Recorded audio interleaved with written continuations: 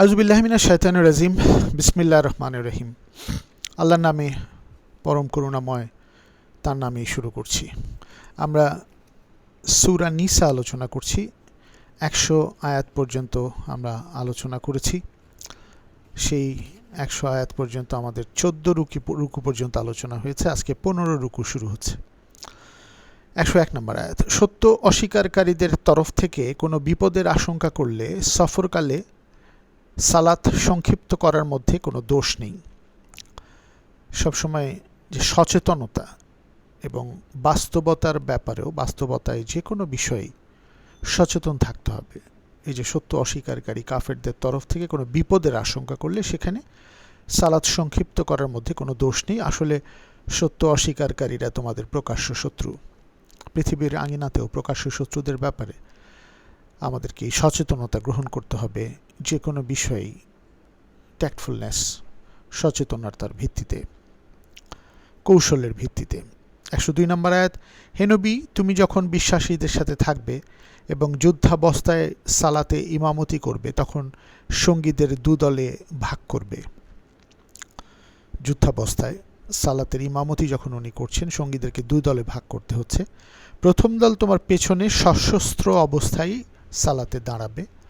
তারা অস্ত্রসহ সালাতে দাঁড়াবে, যারা অ্যাটাক করলে শত্রুরা মোকাবেলা করা যায়, এবং প্রথম রাকাতের যে সেজদা সম্পন্ন করে পেছনে চলে যাবে এবং সশস্ত্র ও সতর্ক অবস্থায় থাকবে। তখন দ্বিতীয় দল তোমার পিছনে এসে সশস্ত্র অবস্থায় সালাতে দাঁড়াবে ও সালাত সম্পন্ন করবে।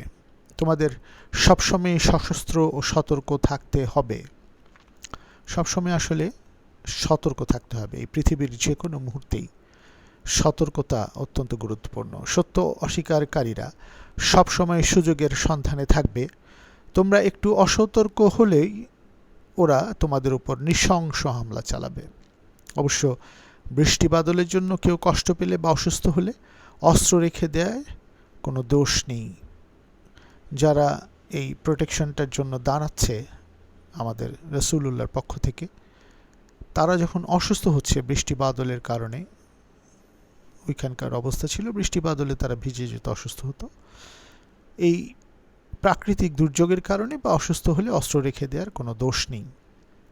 কিন্তু শত্রুর ব্যাপারে সব সময়ই সতর্ক থাকতে হবে। এই প্ল্যানিংটা যেন থাকে সবসময়, যে কোনো অবস্থাতেই তারা যেন আক্রমণ করে বিধ্বস্ত না করতে পারে, ধরাশায়ী না করতে পারে। অবশ্য আল্লাহ সত্য অস্বীকারীদের জন্য অপমানকর শাস্তি প্রস্তুত রেখেছেন। 103 নম্বর আয়াত। এরপর সালাত শেষ করে দাঁড়িয়ে, বসে বা শুয়ে আল্লাহকে স্মরণ করবে। যখন পারিপার্শ্বিক নিরাপত্তা লাভ করবে তখন যথাযথভাবে সালাত কায়েম করবে। নির্ধারিত সময়ে সালাত কায়েম করা বিশ্বাসীদের জন্য মাস্ট, ফরজ। 104 নম্বর আয়াত। শত্রুর সন্ধানে বা তাদের পশ্চাৎপদনে, তাদের পিছনে পশ্চাৎধাবনে কখনো শিথিলতা বা দুর্বলতা প্রদর্শন করো না। তাদের যে পশ্চাৎধাবন যখন করবে, শত্রুর সন্ধান করবে, তখন নিজেদের শিথিলতা বা দুর্বলতা প্রদর্শন করো না। You have to be strong enough. বদরের যুদ্ধে আমরা দেখেছি 313 জন সোলজারকে এমনভাবে নবীজি সাজিয়েছিলেন যে আজকের আন্তর্জাতিক যে যুদ্ধাবস্থায় বা এক একটা আন্তর্জাতিক রাজনীতির ক্ষেত্রে এক একটা দেশ যেভাবে তাদের শক্তিমত্তা প্রদর্শন করে, যে হাতে কিছু না থাকলেও, ওই ধরনের শক্তি না থাকলেও তারা এক্সপোজ করে অনেক বেশি, এবং এটা স্ট্র্যাটেজিকভাবে করা হয়। বদরের যুদ্ধে নবীজি দেখিয়েছিলেন, এমনভাবে সাজিয়েছিলেন যাতে বিপক্ষ দল তখনই ভীত হয়ে গিয়েছিল। এই যে পশ্চাৎধাবনে কখনো শিথিলতা ও দুর্বলতা প্রদর্শন করো না। মনে রেখো, এটা তোমাদের জন্য কষ্টকর হলে ওদের জন্য কষ্টকর। এই যে এই বিষয়গুলো যুদ্ধের সময় যে প্রস্তুতি এবং একই সাথে যে প্রস্তুত থাকা, কৌশল অবলম্বন করা, এটা কিন্তু সবার জন্য কষ্টকর, কিন্তু করতে হবে নিজের সেফটি সিকিউরিটির জন্য। এটা জীবনের সর্বক্ষেত্রেই প্রযোজ্য। আর পার্থক্য এই, তোমরা এই কষ্টের বিনিময়ে আল্লাহর কাছ থেকে যা প্রত্যাশা করতে পারো, ওরা তো তা পারে না। যে তোমাদের একটা এক্সট্রা কনফিডেন্স আছে সুপ্রিম অথরিটির প্রতি, যে একটা স্পিরিচুয়াল কানেক্টিভিটি, যেটা সত্যিকারের সালাত, সেখানে তোমরা যে স্পিরিটটা পাও, ভিতরে যে শক্তি পাও, সেটা তারা পাচ্ছে না, ওরা তা পাবে না, ওরা তা পারে না। আল্লাহ সর্বজ্ঞ, প্রজ্ঞাময়। 16 নম্বর রুকু 105 থেকে 106 নম্বর আয়াত। হে নবী, আমি এ কিতাব পূর্ণ সত্যতা সহ তোমার উপর নাজিল করেছি। আল্লাহ তোমাকে যে সত্যপথ দেখিয়েছেন তুমি সে অনুসারেই মানুষের মধ্যে বিচার মীমাংসা করবে, কখনো অপরাধীদের সমর্থনে ওকালতি করবে না। এটা আমরা 135 নম্বর আয়াতে ডিটেল আলোচনা করব। মানে কখনো অপরাধীদের সমর্থনে সে যেই হোক ওকালতি করবে না। একেবারে নিজের নিকট আত্মীয়, বাবা মা বা নিজের বিরুদ্ধে গেলেও এই স্ট্যান্ডটা নিতে হবে, একেবারে ওই অবস্থায় নিতে হবে। সে অনুসারে মানুষের মধ্যে বিচার মীমাংসা করবে, যে সত্যপথ আল্লাহ দেখিয়েছেন। কখনো অপরাধীদের সমর্থনে ওকালতি করবে না, বরং আল্লাহর নিকট ক্ষমা চাও, নিশ্চয়ই আল্লাহ ক্ষমাশীল পরম দয়ালু। সবার জন্য উনি ক্ষমা চাইতে পারে, তাদেরকে ঠিক লাইনে নিয়ে আসতে পারবেন, কিন্তু ওকালতি করা যাবে না যে এরা ঠিক আছে, অন্যায়টা ঠিক আছে। 107 নম্বর, আর যারা নিজেরাই নিজেদের প্রবঞ্চিত করে তাদের পক্ষে কখনো ওকালতি করো না, নিশ্চয়ই আল্লাহ বিশ্বাস ভঙ্গকারী পাপীদের অপছন্দ করেন। 108 নম্বর আয়াত, পাপাচারীরা মানুষের কাছ থেকে ওদের কর্মকাণ্ড গোপন করতে পারে, কিন্তু আল্লাহর কাছ থেকে তা গোপন করা সম্ভব নয়। এই যে একটা চমৎকার বিষয়, প্রত্যেক মানুষের জীবনে পাপ করে অন্যায় করে মানুষের কাছে গোপন করলাম, কেউ জানলো না, আমি পার পেয়ে গেলাম এই পৃথিবীতে, তা হবে না। আল্লাহর কাছ থেকে তা গোপন করা কখনোই সম্ভব নয়। এটা একটা চমৎকার নীতি কোরআনের মাধ্যমে আসছে, যেটার প্রিন্সিপালের উপরই এই সুপ্রিম অথরিটি বা সর্বশক্তিমানের সাথে সংযোগ এবং সৎ কাজ করার যে আসল আদেশ কোরআন দিচ্ছে তৌহিদের ভিত্তিতে, সেই জিনিসটার যে অ্যাকাউন্টেবিলিটি, যে আমার অন্যায় কিন্তু একদিন বিচার হবে, জানবেই একজন। এ এক চমৎকার প্রিন্সিপাল, একটা দর্শন। যখন ওরা রাতে আল্লাহর অপছন্দনীয় বিষয়ে পরামর্শ করে তখন তিনি তো সবই দেখেন, সবই শোনেন, আসলে ওদের সব কিছুই আল্লাহর জ্ঞানের আওতাধীন। এই যে সত্য অস্বীকারীরা যদি মনে করে যে আমরা গোপনে কিছু আলাপ করছি, এটা ফ্ল্যাশ হবে না, জানবে না, আল্লাহ সবই দেখছেন, এবং এটা আমাদের জীবনের সর্বক্ষেত্রে ঘটবে। 109 নম্বর আয়াত, শোনো, তোমরা পার্থিব জীবনে তাদের পক্ষে কথা বলছো, কিন্তু মহাবিচার দিবসে আল্লাহর সামনে কে তাদের পক্ষে কথা বলবে? কে তাদের উকিল হবে? 110, কেউ পাপ করে বা নিজের অনিষ্ট করে আন্তরিকভাবে ক্ষমা চাইলে আল্লাহকে সে অতীব ক্ষমাশীল ও পরম দয়ালু রূপেই পাবে। চমৎকার, কি পাপ করে নিজের অনিষ্ট করে আন্তরিকভাবে ক্ষমা চাইলে আল্লাহকে সে অতীব ক্ষমাশীল ও পরম দয়ালু রূপেই পাবে। এই ব্যাপারটা কিন্তু একটু গভীর আলোচনা আছে। যেমন সূরা আনফালের 38-এ বলা হয়েছে যে মানুষ যদি রিপিটেশন করে এই অন্যায়ের, সূরা নাহলেও আছে, তাহলে কিন্তু পুনরাবৃত্তি করলে ক্ষমাটা হবে না। আল্লাহ বলছেন যে তুমি আন্তরিকভাবে ক্ষমা চাও, যেটা তাওবাতুন নাসুহা, যেটা তাহারিমের 8 নম্বর আয়াতেও বলেছেন, এবং 39 নম্বর সূরা জুমার যে 53 নম্বর আয়াত, সেখানে বলেছেন তোমরা নিরাশ হও না, আমি ক্ষমা করি। বাট ওই সাবজেক্ট টু, যে যদি রিপিটেশন হতেই থাকে তাহলে কিন্তু কঠিন অবস্থা, এবং ওই মৃত্যুসজ্জায় এসে একেবারে শেষ মুহূর্তে ক্ষমা চাইলাম, তাও হবে না। এটা আবার ইনিসারি 18 নম্বর আয়াত আমরা দেখেছি। তাই আন্তরিকভাবে ক্ষমা চাইলে আল্লাহকে সে অতীব ক্ষমাশীল দয়ালু রূপে পাবে, কিন্তু সাবজেক্ট টু ওই দোজ আয়াতস। আর বাকি যে আয়াতগুলো আছে এটার সাথে কিন্তু সার্বিকভাবে আসবে। 111, যে কেউ পাপ করে সে আসলে নিজেরই ক্ষতি করে, নিশ্চয়ই আল্লাহ সর্বজ্ঞ প্রজ্ঞাময়। আসলে আমরা যারা অন্যায় করি, ফর দ্য টাইম বিং, হঠাৎ হয়তো বা কিছু সময়ের জন্য আমাদের কোনো স্যাটিসফ্যাকশন ফুলফিল করা হয়, আমাদের কিছু চাহিদা পূরণ হয়, কিন্তু লং টার্মে এবং সার্বিকভাবে লম্বা সময়ের জন্য, জীবনের জন্য আসলে আমরা নিজেরই ক্ষতি করে ফেলি। তা আল্লাহ সর্বজ্ঞ প্রজ্ঞাময়, আল্লাহ কিন্তু সব দেখছেন, এবং উনি কিন্তু জ্ঞানী অনেক, উনি জানেন যে আমরা কি ভুলটা করছি, এবং এটার বিচার হবে। 112 নম্বর আয়াত, মানুষকে বলছেন যে শুনে রাখো, কেউ কোনো অন্যায় বা পাপ করে পরে তা কোনো নির্দোষ ব্যক্তির উপর চাপিয়ে দিলে মিথ্যা অপবাদের দায়ভার যুক্ত হয়ে তার পাপের বোঝা আরও ভারী হবে। এটা কিন্তু ঘটে, নিরীহ মানুষকে বিপদে ফেলে দেওয়া হয় যে কোনো ক্ষেত্রেই এই দেশে এবং পৃথিবীময়, এদেশে অনেক বেশি দেখা যায়। কেউ কোনো অন্যায় বা পাপ করে পরে তা কোনো নির্দোষ ব্যক্তির উপর চাপিয়ে দিলে মিথ্যা অপবাদের দায়ভার যুক্ত হয়ে তার পাপের বোঝা আরও ভারী হবে। 113 নম্বর আয়াত, হে নবী, তোমার উপর আল্লাহর অনুগ্রহ রহমত রয়েছে, তাই একদল লোক তোমাকে পথভ্রষ্ট করার সংকল্পে অটল থাকলেও তোমার কোনো ক্ষতি করতে পারছে না। আল্লাহর রহমত অনুগ্রহ কিন্তু আছে। এরপরে, ওরা শুধু নিজেদেরই পথভ্রষ্ট করছে। আল্লাহ তোমার উপর কিতাব ও হিকমা নাজিল করেছেন, কিতাব দিয়েছেন এবং তোমাকে উইজডম দিয়েছেন, জ্ঞান দিয়েছেন এটা ব্যবহারের।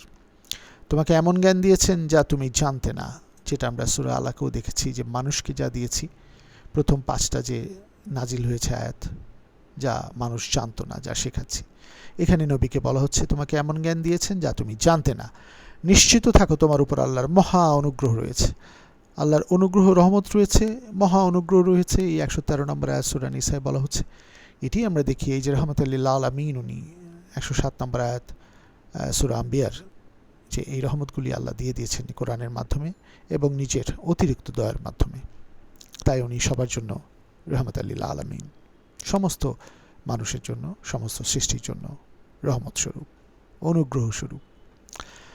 17 নম্বর রুকু, 113 নম্বর আয়াত, হে নবী, তোমার উপর আল্লাহর অনুগ্রহ ও রহমত রয়েছে, তাই একদল লোক তোমাকে পথভ্রষ্ট করার সংকল্পে অটল থাকলেও তোমার কোনো ক্ষতি করতে পারছে না। এটা আমরা দেখলাম, অনুগ্রহ রয়েছে। 114 নম্বর, অধিকাংশ গোপন সলা পরামর্শই মানুষের কোনো কল্যাণে আসে না। এটা আমরা বিভিন্ন জায়গায় কোরআনে দেখি এবং সূরা হুজুরাতের 11-12 নম্বর আয়াতে দেখি যে এই ব্যাপারগুলো থেকে আল্লাহ যেন আমাদেরকে রক্ষা করেন। এবং একটা আয়াত আছে যে তোমাদের 2 জন যখন সলা পরামর্শ করো, 3 জনে আমি থাকি, 3 জন যখন করো 4 জনে আমি থাকি, 4 জন করলে 5 জনে আমি থাকি। আল্লাহ কিন্তু একেবারে কাছেই অবস্থিত থাকেন, সব হিসাব কিন্তু নিচ্ছেন। তাই অধিকাংশ গোপন সলা পরামর্শই মানুষের কোনো কল্যাণ আসে না। তবে কেউ যদি গোপনে দান খয়রাত, সৎকর্ম বা মানুষের মধ্যে ভুল বুঝাবুঝি দূর করে শান্তি স্থাপনের পরামর্শ দেয়, তবে তা নিশ্চয়ই ভালো। এটাও যদি গোপনে করা হয়, দ্যাটস গুড, এটা ভালো। মানুষের মধ্যে ভুল বুঝাবুঝি দূর করা কি চমৎকার, সমস্ত মানুষের মধ্যে। এটি কোরআনের সৌন্দর্য। আল্লাহ সন্তুষ্টির জন্য কেউ যদি তা করে, তাহলে আমি তাকে মহাপুরস্কার দিব। দেখেন চমৎকার ব্যাপার, যে এই যে দান, সৎকর্ম এবং মানুষের মধ্যে ভুল বুঝাবুঝি দূর করে শান্তি স্থাপনের পরামর্শ যদি দেওয়া হয় এবং এটা গোপনেও করা হয়, প্রকাশ্যে করা হয়, তো মহাপুরস্কার দিবেন আল্লাহ সমস্ত মানুষের। কি অসাধারণ আয়াত। 115 নম্বর আয়াত, কিন্তু কেউ যদি সত্য জানার পরও, এই কোরআনের সব আয়াতগুলো তাকে বুঝানো হলো, সে জানলো, এগুলি প্রিন্সিপাল নবীজির মাধ্যমে এগুলি আসলো তাদের কাছে, রসুলের বিরোধিতা করে এগুলি জানার পরে এবং বিশ্বাসীদের পথ ছাড়া ভিন্ন পথ অনুসরণ করে, তবে আমি তার পছন্দের উপর তাকে ছেড়ে দেব। যাও দেখি তুমি যা ইচ্ছা করো। অবকাশ কিছুদিন দেন, তারপরে তাকে পাকড়াও করবেন। পরিণামে সে জাহান্নামের আগুনে নিক্ষিপ্ত হবে, আর থাকার জন্য এটি নিকৃষ্টতম স্থান। এবার 18 নম্বর রুকু, 116 নম্বর আয়াত, নিশ্চয়ই আল্লাহ তার সাথে শরিক করার অপরাধ ক্ষমা করেন না, এছাড়া অন্য অপরাধের জন্য যাকে ইচ্ছা ক্ষমা করেন। এটা আমরা আগে একবার আলোচনা করেছি। এটা খুব চমৎকার আয়াত, যে নিশ্চয়ই আল্লাহ তার সাথে শরিক করার অপরাধ ক্ষমা করেন না, এছাড়া অন্য অপরাধের জন্য যাকে ইচ্ছা ক্ষমা করেন। কেউ আল্লাহর সাথে শরিক করলে সে মারাত্মকভাবে পথভ্রষ্ট হবে। শিরক, যে অন্য কোনো শক্তিতে বিশ্বাসী, আল্লাহর উপর নির্ভর করে সৎ কাজ করতে হবে এবং রিজিক তার কাছ থেকে আসে, আমি রিজিকের চেষ্টা করব, এই চমৎকারভাবে মানুষের উপকার করব, এই পৃথিবী প্রকৃতির উপকারের জন্য আমি চালিয়ে যাব এবং আমার সংসার সব কিছুর প্রতি আমি দায়িত্ববান হব, বাবা মার প্রতি আমার দায়িত্ব পালন করব, সমস্ত কিছু, স্বামী স্ত্রী সন্তানের প্রতি। এই ব্যাপারগুলি খুব চমৎকারভাবে আসে। এগুলো শিরকের অপরাধ ক্ষমা করেন, ওগুলো অন্যগুলি অপরাধ করেন। আমরা অপরাধের ব্যাপারে কয়েকটা ক্রাইটেরিয়া আগে বলেছি, এটার সাথে এটা যুক্ত হবে। আল্লাহর বদলে ওরা তখন মূর্তি ও শয়তানকে উপাস্য হিসেবে গ্রহণ করে, তাগুতকে। 117 নম্বর আয়াত। 118 থেকে 119, আল্লাহ যখন শয়তানকে লানত করেন, তখন সে বলে, আমি তোমার বান্দাদের একটা অংশকে অবশ্যই আমার অনুসারী বানাবো। এটা শয়তান চ্যালেঞ্জ নিয়ে নেমে এসেছে, বিভিন্ন সূরায় আমরা দেখেছি। আমাদের যে শয়তান বিষয়ক যে একটা আলোচনা আছে, একটা পর্ব, সেখানে আমরা দেখেছি, আমি তাদের বিভ্রান্ত পথভ্রষ্ট করব, তাদের ভেতরে মোহ আসক্তি সৃষ্টি করবে, মানুষের মধ্যে শয়তান এটা করবে। তাই আমাদেরকে সচেতন থাকতে হবে। আল্লাহ এক জায়গায় বলেন কোরআনে, আমার ভালো বান্দাদের তুমি এটা করতে পারবে না। ওই ভালো বান্দাই আমাদের হওয়ার জন্য এই কোরআনের প্রিন্সিপালগুলো আমাদের সামনে উপস্থাপিত হয়েছে। আমার নির্দেশে ওই যে তাদের মোহ ও আসক্তি সৃষ্টি করব, শয়তান যেটা বলছে। একটা অংশকে অবশ্যই আমার অনুসারী বানাবো, আমি তাদের বিভ্রান্ত পথভ্রষ্ট করব, তাদের ভিতরে মোহ আসক্তি সৃষ্টি করব, আমার নির্দেশে তারা দেবদেবীকে উৎসর্গ করার জন্য পশুর কর্ণচ্ছেদ করবে, আমার নির্দেশে তারা স্রষ্টার সৃষ্টির বিকৃতি ঘটাবে। এই যে ওই যে অপরাধ ক্ষমা করবেন না শিরক করলে, 116 থেকে শুরু হচ্ছে, 117, 18, 19 এই জায়গাটাই আসছে। বিভিন্ন ফর্মালিটিস করবে মানুষ, যেটা আসলে আল্লাহর সাথে রিলেটেড না। সৃষ্টিকর্তা এই নীতিবোধে এই কোরআনে এইভাবে দেন নাই। উনি বলেছেন সৎকর্ম করো, ভালো কাজগুলো করো, এবং একক এক শক্তি সৃষ্টিকর্তার উপর বিশ্বাস করে করো, নিজের শক্তিকে কাজে লাগাও, সৎ শক্তিকে। এই প্রিন্সিপালের বাইরে যাওয়াটাই আসলে শিরক হয়ে যাচ্ছে, অন্য কিছুর উপরে নির্ভর করাটা। আমরা সহযোগিতা নেব, জ্ঞানের সহযোগিতা, যারা জ্ঞান অর্জন করেছেন তাদের সহযোগিতা, কিন্তু একেবারে উপাস্য বানিয়ে ফেলবো না। আমরা আমাদের প্রবৃত্তিকে উপাস্য করে ফেলি, কোরআনের একটা আয়াতে আছে। তাই আমার নির্দেশে তারা স্রষ্টার সৃষ্টির বিকৃতি ঘটাবে, এই শয়তান বলছে, আমরা এটার বিরুদ্ধে যাব। তাহলে বলছেন আল্লাহর পরিবর্তে শয়তানকে যে তার প্রভু হিসেবে গ্রহণ করবে, সে সুস্পষ্ট ভয়ঙ্কর ক্ষতির সম্মুখীন হবে। 120 নম্বর আয়াত, শয়তান ওদের আশ্বস্ত করে, হৃদয়ে অন্ধমোহ আসক্তি সৃষ্টি করে, আসলে শয়তানের আশ্বাস তো ছলনা মাত্র। 121, নিঃসন্দেহে শয়তান অনুসারীদের বাসস্থান হবে জাহান্নাম, এ থেকে ওরা কোনো নিষ্কৃতি পাবে না। এই যে মানুষের ব্রেনের এভিল ফোর্স, একটা খারাপ দিক, ডেভিলস অ্যাটিটিউড যেটা তৈরি করে, শয়তানি অ্যাটিটিউড, সেখান থেকে আমাদেরকে অবশ্যই রক্ষা পেতে হবে। প্রবৃত্তির বাসনা থেকে, শিরক থেকে, এগুলো থেকে আমাদেরকে রক্ষা করে নিজেকে ম্যাগনানিমাস পার্সোনালিটি, একজন ব্যক্তিত্ব সম্পন্ন সৎ কর্মশীল মানুষ হিসেবে তৈরি করতে হবে, একক এক সৃষ্টিকর্তার উপর নির্ভর করে। 122 নম্বর আয়াত, আর যারা বিশ্বাস করবে ও সৎকর্ম করবে তারা দাখিল হবে জান্নাতে, আর যার তলদেশে থাকবে প্রবহমান ঝর্ণাধারা, সেখানে তারা থাকবে চিরকাল। এটা আল্লাহর ওয়াদা, আর আল্লাহর চেয়ে বেশি সত্যবাদী কে হতে পারে। 123 নম্বর আয়াত, তোমরা ও কিতাবীরা যাই ভাবো না কেন, তোমাদের খেয়াল খুশির উপর কারো পরিণতি নির্ভর করবে না। মানে আগের ধর্মাবলম্বীরা, আগের কিতাবীরা, যারা এখন, আগের কিতাবগুলো তো ভালো ছিল কিন্তু তারা বিকৃত করে এখন যেভাবে চলছে, সেটার উপরে কোনো কিছু নির্ভর করবে না। পাপ করলে তার প্রতিফল সে পাবেই। এটা কিন্তু মারাত্মক, যে একেবারে আমি কিছু এটা ওটা করলাম, এই ফর্মালিটিস পালন করলাম, আমার সব পাপময় হলো, তা না। আমাকে সংশোধিত হতে হবে, পুনরাবৃত্তি করা যাবে না। এগুলো চমৎকার প্রিন্সিপালগুলি কোরআনে আছে। পাপ করলে তার প্রতিফল সে পাবে। কেউই নিজের জন্য আল্লাহ ছাড়া অন্য কাউকে অভিভাবক হিসেবে পাবে না। আমাদের সবচেয়ে বড় অভিভাবক আল্লাহ তাআলা। 124 নম্বর আয়াত, পুরুষ হোক বা নারী, এই দুটো সম্প্রদায়, পুরুষ বা নারী যেই হোক, বিশ্বাসী হয়ে যেই সৎকর্ম করবে সেই জান্নাতে দাখিল হবে, সেই পুরস্কৃত হবে। তাদের প্রতি পরমাণু পরিমাণও অবিচার করা হবে না। এই পুরুষ নারী এইভাবে না, কিন্তু সমানভাবে তার পুরস্কৃত করা হবে। 125 নম্বর আয়াত, আল্লাহতে পুরোপুরি সমর্পিত হয়ে যারা সৎকর্ম করে এবং একনিষ্ঠভাবে ইব্রাহিমের ধর্মাদর্শ অনুসরণ করে। ইব্রাহিম আলাইহিস সালাম, ওই যে তৌহিদের ভিত্তিতে একক সৃষ্টিকর্তা কেন্দ্রিক জীবন ব্যবস্থার মাধ্যমে উনি যে সৎকর্মশীল বান্দা হিসেবে নিজেকে প্রমাণ করেছেন, তাকে আসলে আদর্শ বানানো হচ্ছে সমস্ত সবার জন্য। ইব্রাহিমের ধর্মাদর্শ যারা অনুসরণ করবে, সমর্পিত হয়ে সৎকর্ম করে এবং একনিষ্ঠভাবে ইব্রাহিমের ধর্মাদর্শ অনুসরণ করে, তাদের চেয়ে ভালো ধার্মিক আর কে হতে পারে। চমৎকার একটা সংজ্ঞা কিন্তু এই 4 নম্বর সূরা নিসার 125 নম্বর আয়াত। কে ভালো ধার্মিক যদি আমাদের কেউ জিজ্ঞেস করে, তাহলে আমরা এই সংজ্ঞাটা দিয়ে দিব। আল্লাহতে পুরোপুরি সমর্পিত হয়ে যারা সৎকর্ম করে এবং একনিষ্ঠভাবে ইব্রাহিমের ধর্মাদর্শ অনুসরণ করে, তাদের চেয়ে ভালো ধার্মিক আর কে হতে পারে। আর আল্লাহ ইব্রাহিমকে নিজের বন্ধু রূপে গ্রহণ করেছেন, ইব্রাহিম খলিলুল্লাহ। 126, মহাকাশ ও পৃথিবীতে যা কিছু আছে সবই আল্লাহর, সব কিছুই আল্লাহর আওতাধীন। 19 নম্বর আয়াত,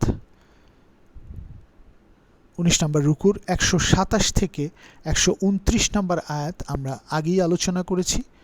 এই প্রথম পর্বে, দ্বিতীয় পর্বে এই সূরা নিসা আলোচনা করতে গিয়ে 111 থেকে 113 নম্বর আয়াত যখন আমরা আলোচনা করেছিলাম, প্রথম পর্বে আলোচনা করেছি যখন আমরা 1 থেকে 10 নম্বর আয়াত পর্যন্ত আলোচনা করেছিলাম, সেই পর্বে এটা আছে। 127, 128, 129 এই তিনটাই ওখানে চলে এসছে। ওই নারীদের বিষয় বিধান সম্পর্কে, স্ত্রী যদি স্বামীর কাছ থেকে দুর্ব্যবহারের আশঙ্কা করে সে কি করতে পারে, আপোষ নিষ্পত্তির মাধ্যমে সে উদ্যোগগুলো কী নিবে, এরপরে স্ত্রীদের সাথে সমান আচরণ করা তোমাদের সাধ্যের বাইরে 129 নম্বর আয়াত, এটার সাথে আমরা ওই সূরা নিসার 3-4 নম্বর আয়াতকে দেখিয়েছিলাম। এগুলো আমাদের 1 থেকে 10 নম্বর খুবই গুরুত্বপূর্ণ আলোচনার প্রথম পর্ব। এটা আমরা শুনলে এই আয়াতগুলো ওখানে পেয়ে যাব। এবার আমরা 127, 28, 29 এবং 30 এই 4টা আয়াত যেহেতু আমরা আলাপ করেছি, এটার বাইরে আমরা 131 নম্বর আয়াতে চলে যাচ্ছি। 130 ছিল, আর স্বামী স্ত্রী যদি পরস্পর থেকে বিচ্ছিন্ন হয়ে যায় তবে আল্লাহ তার প্রাচুর্য দ্বারা প্রত্যেককে অপরের মুখাপেক্ষাতি থেকে রেহাই দিবেন। এটা একেবারে যদি কোনো কিছু না করার থাকে, যে ডিভোর্সে চলে যায়, যেটা আল্লাহর কাছে একেবারেই অপছন্দনীয়, বৈধ ব্যাপারগুলোর মধ্যে তালাক সবচেয়ে অপছন্দনীয়। এটা হয়ে গেলেই তখন কিন্তু আবার ওইটার একটা বিষয় চলে আসে, প্রত্যেককে অভাবমুক্ত করবেন, আল্লাহ অসীম প্রাচুর্যবান প্রজ্ঞাময়। ওটা আমরা ওখানে আলোচনা করেছি। 131 নম্বর আয়াতে এবার চলে যাই। মহাকাশ ও পৃথিবীতে যা কিছু আছে সবই আল্লাহর। তোমাদের ও তোমাদের পূর্ববর্তী কিতাবীদের আমি নির্দেশ দিয়েছি যে তোমরা সবসময় আল্লাহ সচেতন থাকবে। অতীতেও যারা ধর্মগ্রন্থ পেয়েছে তাদেরকেও একই নির্দেশ দেওয়া হয়েছে, অতীতের সমস্ত মানুষকে, যে সব আল্লাহর। তোমাদেরও তোমাদের পূর্ববর্তীদের নির্দেশ দিয়েছি তোমরা সবসময় আল্লাহ সচেতন থাকবে, মুত্তাকি থাকবে। আর জেনে রেখো, যদি তোমরা সত্য অস্বীকারও করো তবুও মহাকাশ ও পৃথিবীতে যা কিছু আছে তা আল্লাহরই থাকবে। নিঃসন্দেহে আল্লাহ অভাবমুক্ত, সদা প্রশংসিত। অভাবমুক্ত কিন্তু আল্লাহর কোনো অভাব নাই। আমরা যা করছি আমাদের নিজের ভালোর জন্য, আল্লাহর কোনো উপকারের জন্য আমরা কিছুই করতে পারবো না। নিঃসন্দেহে আল্লাহ অভাবমুক্ত ও সদা প্রশংসিত। 132 নম্বর আয়াত। নিশ্চয়ই মহাকাশ ও পৃথিবীতে যা কিছু আছে সবই আল্লাহর, এবং আল্লাহ সর্বোত্তম কর্মবিধায়ক। 133 নম্বর আয়াত। হে মানুষ, তিনি ইচ্ছা করলে তোমাদের বিলুপ্ত করে অন্য কোনো সৃষ্টিকে তোমাদের স্থলাভিষিক্ত করতে পারেন। এটা মানে উনি চাইলেই যে কোনো সময় করতে পারেন, অবশ্যই আল্লাহ তা করার ক্ষমতা রাখেন। 134 নম্বর আয়াত। কেউ দুনিয়ায় সাফল্য চাইলে তার মনে রাখা উচিত যে আল্লাহর কাছে দুনিয়া ও আখেরাত দু জায়গায় সাফল্য পুরস্কার রয়েছে। চমৎকার, আল্লাহ সব দেখেন, সব শোনেন। এই আয়াতটির সাথে, যে 134-এর সাথে সূরা নিসার, সূরা বাকারা 201 নম্বর আয়াত আমরা সবসময় বলে থাকি, রব্বানা আতিনা ফিদ দুনিয়া হাসানাতা ওয়া ফিল আখিরাত। এই যে এই দুনিয়াতেও কল্যাণ দাও, ওইখানেও কল্যাণ দাও। তাই এইখানে আল্লাহ বলছেন কেউ দুনিয়ায় সাফল্য চাইলে তার মনে রাখা উচিত যে আল্লাহর কাছে দুনিয়া ও আখিরাত দু জায়গায় সাফল্য পুরস্কার রয়েছে। আল্লাহ সব দেখছেন, সব শুনছেন। আমরা সত্যিকারের ভালো কাজগুলি করে এই দুই জাহানে, এইখানে এবং হিয়ার আফটার, এখান থেকে চলে যাওয়ার পরও আমরা সত্যিকারের পুরস্কার পাই কিনা, কারণ দু জায়গায় এই সাফল্য পুরস্কার আছে, এটা আমাদের অর্জন করতে হবে। আমাদের এটা মনে রাখতে হবে, এর থেকে শিক্ষা নিতে হবে। ইনশাল্লাহ আমরা এখান থেকে শিক্ষা নিয়ে আমাদের জীবনে পালন করব এই দুনিয়া এবং আখিরাতের কল্যাণের জন্য। ধন্যবাদ। আমাদের 134 নম্বর আয়াত পর্যন্ত, 19 রুকু পর্যন্ত শেষ হলো। জাযাকাল্লাহু খায়রান। আসসালামু আলাইকুম ওয়া রাহমাতুল্লাহি ওয়া বারাকাতুহু।